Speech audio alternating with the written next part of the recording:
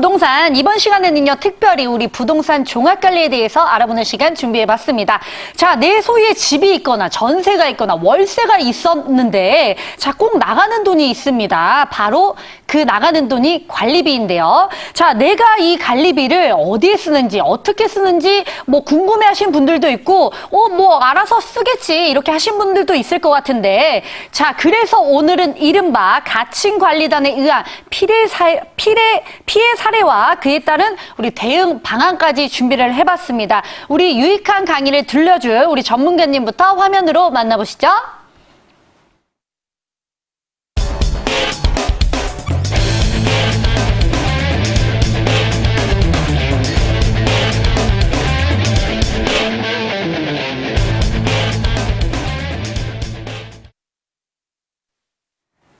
네, 이번에는요, 이현 전문가님과 함께 해보도록 하겠습니다. 오늘 강의 주제가요, 저번에도 한번 얘기를 해주셨는데, 어디에나 사기꾼은 있다라는 주제로 한번 해보도록 하겠습니다. 자, 그러면 우리 전문가님께서 이 지칭하는 우리 사기꾼이 휘발린 소송과 사기꾼을 만나지 않기 위해서는 이런 방법이 있다 하는 거 오늘 강의를 통해 한번 알아보도록 하겠습니다.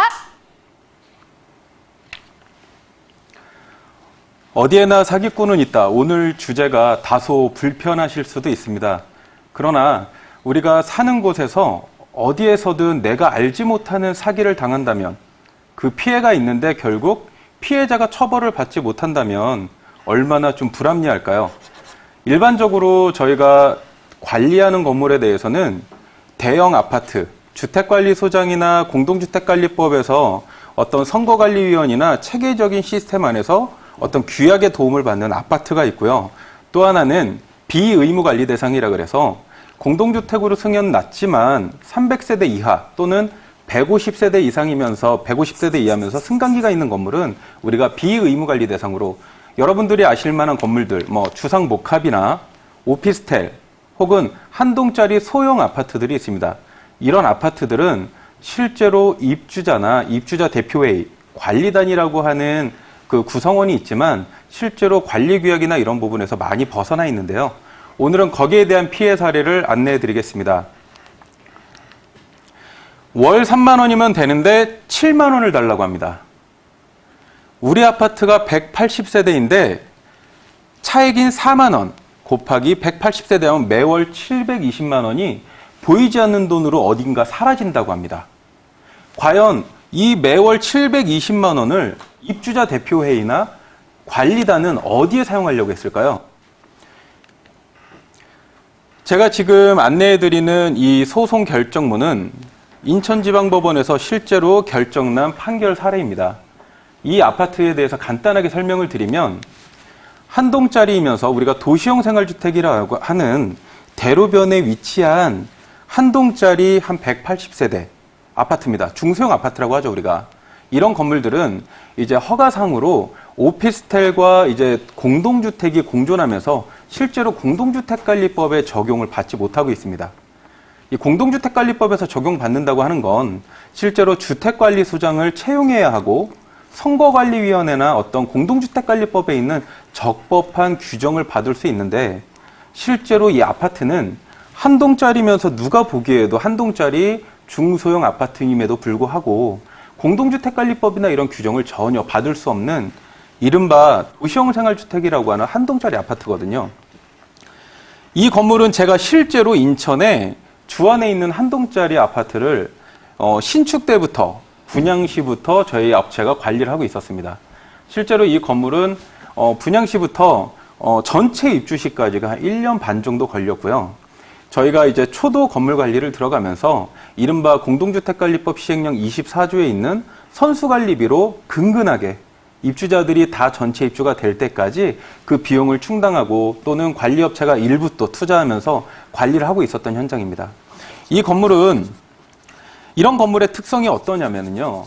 입주자들 중에 180세대가 다 실거주자가 아니라는 겁니다. 180세대 중에 100세대 정도 혹은 120세대 정도는 세입자가 들어있는 임차 건물이라는 거예요. 그러면 나머지 실거주자는 그래봐야 한 40%, 45% 정도밖에 안 됩니다. 이런 건물의 단점은 분양이 시작되고 51% 구분 등기가 끝나면 법적으로 관리단 총회를 열어서 구분 소유자들끼리 관리단이라는 걸 결정하게 되어 있거든요. 건물을 관리하는 입주자 대표회의나 임원을 결정하고 관리업체의 건물의 공용적인 관리 업무를 인수인계를 해서 건물을 잘 안전하게 관리를 해야 되는데, 보십시오. 일반적으로 이런 건물에 구분 등기가 51%가 됐습니다. 그리고 구분 소유자에게 우편물을 우리가 막 보내요. 이제 몇 월 며칠 날 총회를 개최합니다 하면 평균적으로 요즘에 반상회 참여율이 25%, 30%도 안 된다는 거예요. 근데 여기서 문제가 발생합니다. 이렇게 반상회 총회를 적법하게 부동산 종합관리 전문가라고 하는 제가 관리하는 건물임에도 불구하고 꾸준히 3개월, 4개월, 5개월 동안에 꾸준하게 관리단 총회를 열어서 쉽게 아시는 그냥 반상회라고 하죠. 그 반상회를 열었음에도 불구하고 참여율이 30%밖에 안 되는데 관리단을 어떻게 구성하겠습니까? 그리고 이 사람들이 서면동의라고 해서 서류로 동의해주는 행위도 잘 안 해주고 있다는 거죠. 이렇게 되다 보니까 무야무야 되다가 제가 관리할 때 근 한 5개월 정도의 기간이 흘러서 간신히 관리단을 구축을 했습니다. 적법하게 선거를 하고 투표를 해서 간신히 해놨는데 어느 날 승강기에 대자보가 붙기 시작합니다. 어떤 한 입주자가 대자보에 승강기에 대자보를 붙여놓고 이런 얘기를 합니다. 나는 저 관리단을 투표한 사실도 없고 나는 반상회에 단 한 번도 나가지 않았기 때문에 지금 구성된 적법한 관리단을 인정할 수가 없다. 그리고 그 분을 주축으로 해서 2-3명, 3-4명의 자기들만의 어떤 이런 모임이 구성이 되더라고요. 그리고 이분들이 입주자를 대상으로 자기들만의 반상회를 구성을 합니다. 내용인즉슨 신축 건물에 하자가 많은데 건축주가 다 못 봐주고 있으니 우리가 하자 보수 반상회를 합시다 라고 해서 실제 이 건물이 관리업체와 적법한 관리단도 모르게 반상회를 주최를 합니다. 그리고는 그 자리에서 적법하게 선출된 관리단을 까기 시작하는 거예요. 그러면 일반적으로 관리단이나 입주자 대표회의로 나온 사람들은 어떻게 보면은 돈을 안 받고 봉사하는 마음으로 나온 사람들인데, 그런 분들의 어떤 질타와 어떤 이런 분들, 이런 어떤 그런 분쟁이나 불만 섞인 얘기를 듣자면 이분들은 하고 싶지 않거든요. 그래서 그분들이 그 자리에서 그냥 다 탈퇴를 하셨습니다. 나는 관리단 못하겠다. 우리는 적법하게 관리단을 선출하기 위해서 이미 수개월 동안의 힘든 과정을 거쳐서 어렵게 그분들께 동의를 구하고 적법하게 선출을 했는데, 그 대자보 하나 붙인 그 사람이 다른 사람들하고, 그럼 물론 전체가 그러는 건 아니죠. 몇몇이 적법한 관리단을 상대로 안 좋은 얘기들을 하고 불만을 토로하니까 적법한 관리단들은 다 사퇴를 하고 말았습니다. 그러고 나서 다시 한번 관리단 총회를 열기로 했는데 입주자들이 그 가운데서 임시관리단이라고 해서 이 가칭관리단, 현재 소송의 주체인 고소인이 이 가칭관리단을 임시관리단으로 그럼 니네가 한번 해봐라 라고 해서 이분들을 선출을 시킵니다. 임시관리단이라고 하면 우리가 임시라는 단어로 말 그대로 정식관리단은 아니라는 거예요. 임시관리단의 요청은 사업주체에게 하자에 대한 내용을 좀 전달하고 건물이 잘 이루어지게 되기까지 본인들이 아직 구성이 안 돼 있으니까 우리가 조금 봉사를 할게 라는 이런 부분이거든요. 근데 이 임시관리단이 구성이 되고 나서 불과 2개월도 안 돼서 저희 업체에 내용 증명이 하나 날라왔습니다. 그것은 바로 관리계약 업무 해지를 통보한 것입니다. 저희 쪽으로 일방적으로. 그래서 저희가 사실관계를 하기 위해서 그 해당 건물에 입주자들을 만나서 이 사실관계를 확인해 보니 입주자들은 기존의 임시관리단이 저희 업체하고 관리계약 해지한 사실을 알 수도 없더라고요. 알지도 못하고 거기에 대해서 그러면 니네가 관리 업무를 못했으니까 그 임시관리단이 나가게 했겠지라는 얘기만 하시더라고요. 그래서 이 기존의 가칭관리단이라고 하는 임시관리단이 선정한 업체에게 저희 쪽에서 관리할 때 조금 친분이 있던 입주자가 전화를 걸어서 물어봤습니다. 이렇게 물어보는 거죠. 현재 임시관리단이 구성돼서 현재 있는 관리업체 나고 새로 관리업체가 오셨는데 저희 계약서 좀 볼게요라고 하니까 그쪽 현재 이 유착한 가치관리단과 가칭관리단과 같이 들어온 관리업체에서 하는 말이 저희는 지금 임시관리단의 백모 씨가 계약한 관리 계약서를 백모 씨에게만 보여줄 수 있습니다라고 하는 겁니다. 그러니까 입주자가 당황스럽죠. 내가 임시관리단을 하라고 했는데 그 임시관리단이 본인 스스로 어떤 관리 계약을 하고 입주자들한테 전혀 통보도 이루어지지 않았다? 그래서 이렇게 물어보는 거예요. 다시 그 어머니께서, 입주자께서 그러면 관리업체가 바뀌었으면 최소한 입주자들이 바뀐 관리 현황이나 관리비 정도는 알 수 있지 않냐. 기존에 있는 관리업체가 이미 잘하고 있었고 우린 세대당 3만 원의 종합관리를 하고 있었는데 우리는 세대수가 한 180세대라 세대당 한 3만 원에도 이미 충분히 신축이고 하니까 종합관리가 이루어지고 있었다. 그럼 너네들이 계약서는 못 보여주니 최소한의 우리 관리비는 얼마냐? 라고 물어보니 그쪽에서 계약서는 보여드릴 수는 없지만 대략 7만 원 초반대의 관리비로 계약이 되었습니다라는 정보를 들었어요. 입주자들은 당황스럽죠. 그 얘기를 들은 어머니께서 입주자의 비대위를 구성하셔가지고 긴급 반상회를 요청하신 거예요. 저희 관리업체를 통해서 긴급 반상회를 요청해서 지금 현재 관리가 잘 되고 있는데 일반 관리비 3만 원에도 관리가 잘 되고 있던 상황이 지금 관리업체가 바뀌어서 7만 원이 돼 있더라. 그래서 그런 부분에 대해서 다시 한번 얘기를 했더니 이 입주자들 전체가 180세대 중에 150세대가 알지 못하고 있는 사실이었던 거예요. 그래서 저희 회사에 저희가 부동산 종합관리 전문가 중에 저희의 로펌을 통해서 사실관계를 확인해 보니 이분들이 가칭관리단 임시로 선정을 해놓고는 이 임시로 선정한 사실을 가지고 입주자들을 상대로 건축주에게 하자보수를 신청하겠다라는 내용으로 동의를 받아간 서류가 알고 보니 아파트 비영리 고유번호증을 설립하는 관리단 구성동의서를 받아가신 거죠. 입주자들은 하자보수 요청한다고 가져갔는데 결국은 그 요청서로 관리단을 구성을 한 거예요. 임시관리단이 아닌 서류적으로 정식관리단으로. 그래서 저희 쪽에 관리 업무 방해 금지 가처분이 들어온 겁니다. 그래서 저희가 이 사실관계를 확인을 통해서 첫째, 가칭관리단임을 저희가 입증해야 됐죠. 정식관리단이 아니다. 입주자들은 이분들에게 정식관리단에 대한 동의를 한 적이 없다와 이 유착관리업체를 상대로 저희가 피고소인으로, 이 사람들이 고소인이죠. 저희가 피고소인으로 소송을 한 결과 이 소송의 결정문에 보시면 이렇게 나와 있습니다. 채권자 주한 건물의 가칭관리단의 신청을 각하한다.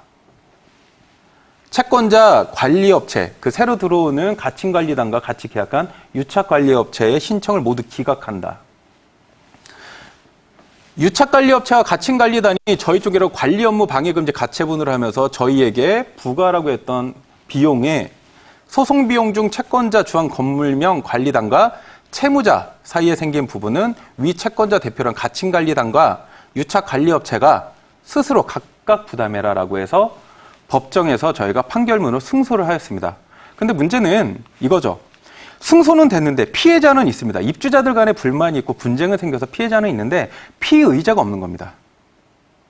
과연 저희가 부동산 종합관리 하시는 분들은 아실 겁니다. 빌딩 관리 하시는 분들은 아실 거예요. 관리비 3만 원으로 될 수 있을 만한 부분이 어떻게 7만 원이 될 수 있을까? 거기에 대해서 피해자는 생기지 않고 피해자만 남은 실제 소송 사례입니다. 그러면 과연 이런 건물에 사실 때 이런 가칭관리단이나 이런 유착관리 업체를 통해서 매월 700만 원 정도의 이런 내가 알지 못하는, 나는 분명히 관리비라고 냈는데 뒷돈으로 새는 이런 비리를 어떻게 우리가 피할 수 있을지, 거기에 대해서 저희가 관리단 집회 절차와 의결, 소집 방법을 안내를 해드리겠습니다. 관리단 집회 절차와 의결 절차는 저희가 이제 집합 건물의 소유 및 관리에 관한 법률에 따릅니다. 공동주택관리법도 일부 적용을 하지만 실제로는 집합 건물의 소유 및 관리에 관한 법률을 통해서 저희가 공동주택 모든 2가구 이상이 거주하고 분양을 목적으로 하고 임대를 목적으로 하는 모든 건물을 우리가 집합 건물 공동주택이라고 하면서 거기에 대해서 어떻게 관리를 하는 게 좋겠냐라는 부분을 저희가 알기 쉽게 이렇게 여러분들에게 안내를 해드리겠습니다. 준공을 했어요. 분양을 시작한 이후에 법적으로 구분 등기, 소유가 51% 이상 넘어가면 사업주체나 분양주체는 총회를 구성해서 반상회를 열어야 됩니다. 의무예요. 사업주체, 시행시공 분양 관계인은 분양 건물일 경우에 구분 등기가 50% 이상 시에 무조건입니다. 집회 소집 절차에 따라 총회를 개최해야 한다. 이때 적법한 절차로 최초 공용관리업체, 사업주체의 관리 부분에 대한 공용관리업체를 입주자들에게 잔여기간 인수인계해야 된다. 이게 기준입니다. 이 표를 보시면 51%대 이분들이 총회를 엽니다. 저희가 부동산 종합관리라면서 항상 분쟁의 소지를 얻게 하는 게 이 부분입니다.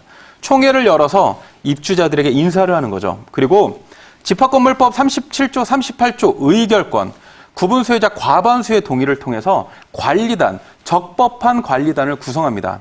의결권이라는 건 간단하게 말씀드리면 우리나라는 민주주의 국가잖아요. 10명 중에 6명이 동의하면 그것이 의결이다. 결정되는 바다라고 하는 겁니다. 그리고 나서 적법하게 선정된 사람들을 대상으로 아파트 비영리법인 고유번호증을 받아서 건물 관리를 시작하시는 것입니다. 관리단 집회 절차를 법적으로 보시면 이런 얘기가 있습니다. 자, 대법원 2011-6920 판결에 부적법한 관리인이라도 추후 추인을 받는 관리단 집회는 적법하다. 부적법한 관리단, 가칭 관리단이 나 반상회를 열어주세요. 제가 여러분들의 소명할 게 있습니다라고 해도 그 관리단 집회는 적법하다라는 거죠. 여기서 포인트는 이겁니다. 신축 건물 관리인이 없는 경우, 입주자 대표회의가 없는 경우, 구분수혜자 5분의 1 동의 시 집회를 개최할 수 있고 문자, 팩스, 포털도 가능합니다. 단 구분수혜자의 의사가 명확히 해야 됩니다. 관리인이 존재하는 경우도 마찬가지고요. 구분수혜자 5분의 1이 소집을 청구할 때는 이 빨간색 글씨를 보시면 회의의 목적사항을 구체적으로 명시해서 그 목적사항에 맞게 반상회를 개최하셔야 됩니다. 하자보수 요청 반상회라고 하시고 그 자리에서 관리단 선정을 하시면 안 된다는 거. 이게 의정부 지방법원 고양지원의 2015 비합 24로 결정난 사항입니다. 의결권 행사를 보시면 한 집에 공유 지분이 있는 경우가 있어요. 그러면 201호 내가 사는데 엄마, 아빠, 아들이 공유 지분을 갖고 공동명의로 샀는데 그러면 누가 투표를 해야 되냐? 셋이 해야 되냐? 넷이 해야 되냐? 아니죠. 법적으로는 자연인을 의견합니다. 자연인은 1인. 201호의 구분 소유가 10명이든 100명이든 상관없습니다. 공동명의가 2명이든 3명이든 무조건 투표권은 1인에게 가야 된다라고 되어 있습니다. 상가 같은 경우도 마찬가지죠. 공용 부분의 관리나 이 관리인의 선임, 서면의 의결권 행사, 대리인의 의결권 행사 전체적으로 보시면 구분수혜자의 과반수 및 의결권의 과반수로 의결한다. 여러분들 아파트 사시죠? 빌라 사시죠? 여러분들이 내는 관리비가 적법하게 쓰시는지는 일단 첫째 중요한 게 아니고요. 여러분들이 선출하는 사람이 적법한지가 제일 중요합니다. 여러분들이 선출을 하실 때 그럼 이렇게 얘기할 수 있습니다. 우리는 관리업체가 있는데 관여는 안 해. 자, 한 가지 말씀드리겠습니다. 입주자 대표회의 한 사람을 위한 관리와 관리비가 부과되면 안 됩니다. 입주자 전체에게 필요한 관리와 관리비가 부과돼야 투명하고 안전한 관리가 이루어집니다.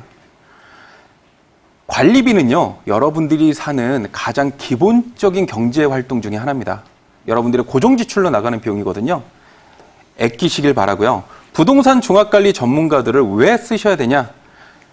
비용을 아낄 수 있어서 쓰시는 거고 전문적인 서비스를 받으셔야 한다는 겁니다. 앞으로 이런 사건에 대해서 여러분들이 휘말리지 않으셨으면 좋겠고 살고 계신 아파트에 혹시나 부정비리가 있을 것 같으시면 언제든 전문가에게 상담받으시길 권합니다. 감사합니다.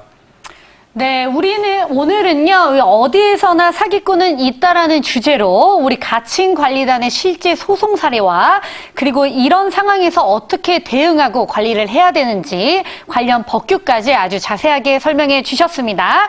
이에 대해서 더 궁금한 점이 있으신 분들, 저 좀 더 자세하게 알고 싶어요 하신 분들 02-2000-4889로 꼭 한번 전화 주시기 바라겠습니다. 자, 오늘 유익한 정보를 전달해 주실 우리 전문가님과 직접 만나가지고 가지고 더욱더 다양한 이야기를 들을 수 있는 우리 세미나 소식이 있다고 들었습니다. 우리 아카데미를 가면은 어떤 내용을 또 들을 수가 있나요, 전문가님? 저희 매경 부동산 창업교육원 아카데미에 오시면 기본적으로 부동산 종합관리의 이런 전반적인 판결, 사례를 가지고 실제 이루어지고 있는 사항을 자세하게 안내를 해드리고 뭐든지 적법한 관련 법령에 따라서 여러분들에게 다양한 소식을 전해드리고 있습니다. 네, 우리 자세한 일정 화면으로 정리해 드릴게요.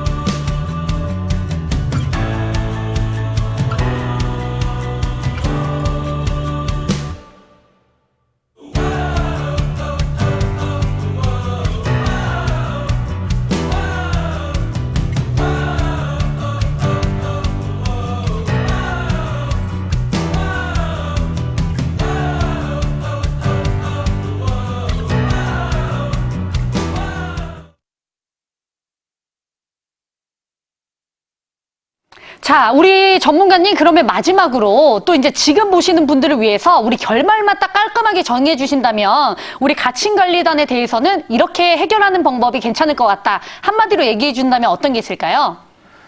가칭관리단 일지, 가칭관리단의 어떤 사례가 있을지는 정확히 모릅니다. 하지만 사시는 곳에서 이런 부분에 대해서 의구심이 드신다면 부동산 종합관리 전문가를 찾으십시오. 그리고 컨설팅 비용 없이 무료로 상담을 받으실 수 있습니다. 전문가들에게 받는 상담만큼 더 좋은 건 없습니다.